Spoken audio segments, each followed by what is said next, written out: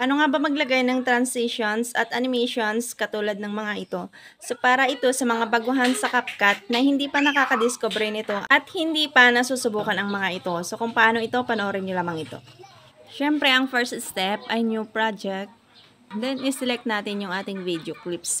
So pwede kang pumili dito ng 2 or more video clips. Pwede rin naman na kahit isa lang. Pindutin natin ang add.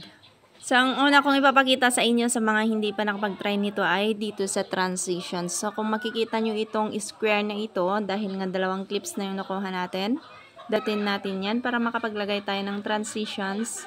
At marami po kayong transitions dito na pagpipilian. I-select nyo lang kung ano yung magustuhan nyo rito.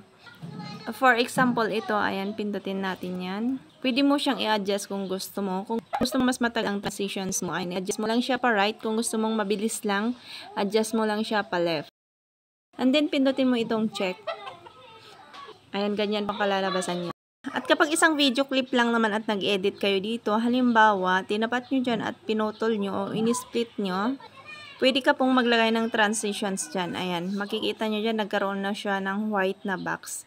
Kapag gusto niyo namang maglagay ng animation, pindutin niyo lang itong isang clip nyo. And lalabas na yung animations na feature dito. And pindutin niyo lang. Ayan, swipe left nyo lang. And pindutin nyo lang para mapili nyo yan. And bahala na kayong mag-adjust. Ayan, hilain nyo lang ito pa right or pa left. Pindutin na ang check. Hope na nakatulong sa inyo, lalo na sa mga baguhan dito sa CapCut.